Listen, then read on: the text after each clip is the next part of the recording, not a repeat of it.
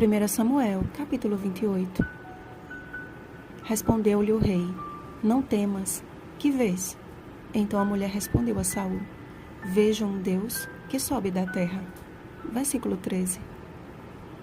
O capítulo de hoje traz um assunto que causa muitas discussões entre estudiosos da Bíblia, o Espiritismo.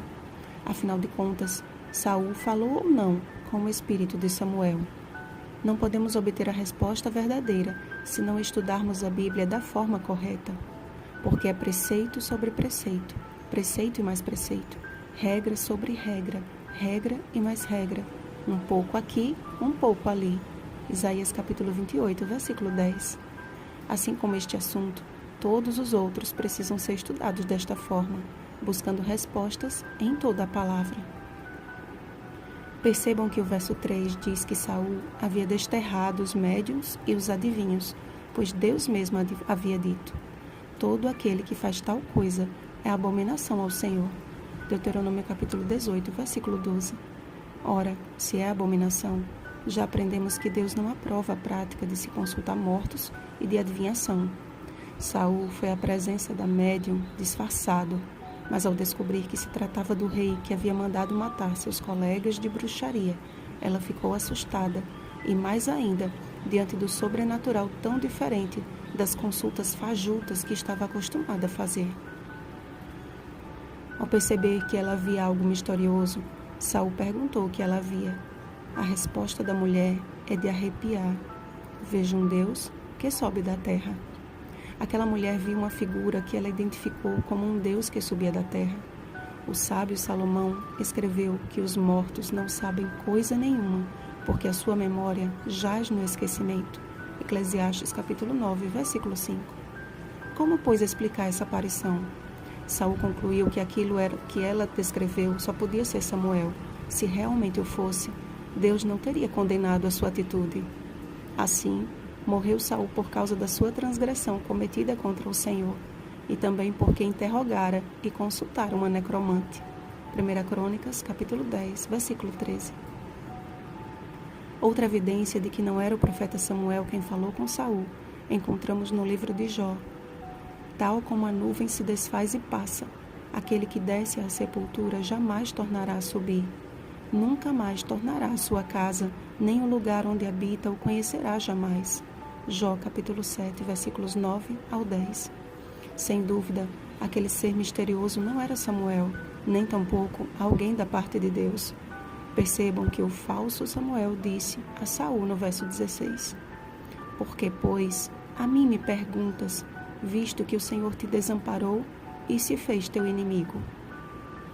Quer dizer que Deus desamparou Saul e se tornou seu inimigo? Mas que conversa é essa? Sabem que conversa é essa? Daquele que é especialista em distorcer a palavra de Deus, Satanás. Das duas, uma: ou aquele Samuel era o próprio diabo, ou um de seus demônios personificados. Porque, meus irmãos, não é de admirar, porque o próprio Satanás se transforma em anjo de luz. Não é muito, pois, que os seus próprios ministros, os anjos caídos, se transformem em ministros de justiça. 2 Coríntios capítulo 11, versículos 14 ao 15. Deus jamais desampara ninguém. Saul fez a própria escolha de fechar o seu coração para o Senhor. Por isso não conseguia mais ouvir a sua voz. Deus não é inimigo de ninguém. Ele nos convida a sermos seus amigos. João capítulo 15, versículo 15. Samuel, como os demais filhos de Deus que já morreram, descansam para serem despertados uma única vez para sempre, no grande dia do Senhor. 1 Tessalonicenses capítulo 3, versículos 16 e 17. Muitos dos que dormem no pó da terra ressuscitarão, uns para a vida eterna e outros para a vergonha e horror eterno. Daniel capítulo 12, versículo 2. Portanto, quando vos disserem: consultai os necromantes e os adivinhos, que chilreiam e murmuram, acaso não consultará o povo ao seu Deus? A favor dos vivos se consultarão os mortos? Isaías capítulo 8, versículo 19. Cuidado com doutrinas baseadas em textos isolados da Bíblia. Muitos têm usado as Escrituras como fez Satanás no deserto. Satanás tentou a Cristo usando a palavra de Deus fora de contexto, mas Cristo venceu porque usou assim diz o Senhor.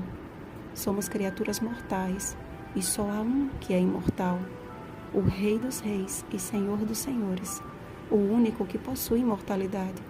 1 Timóteo capítulo 6, versículos 15 ao 16. Breve vem o dia em que a trombeta soará, os mortos ressuscitarão incorruptíveis e nós seremos transformados, porque é necessário que este corpo corruptível se revista da incorruptibilidade e que o corpo mortal se revista da imortalidade. 1 Coríntios capítulo 15, versículos 52 ao 53. Cristo disse: Eu sou a ressurreição e a vida. João capítulo 11, versículo 25. O que devemos saber sobre a morte é o que já vimos hoje, que ela é passageira e que muito em breve vai deixar de existir. Apocalipse capítulo 21, versículo 4. Não perca tempo com os engodos de Satanás, porque ele já está condenado à morte eterna. Apegue-se à promessa daquele que venceu a morte ao terceiro dia. Porque eu vivo, vós também vivereis.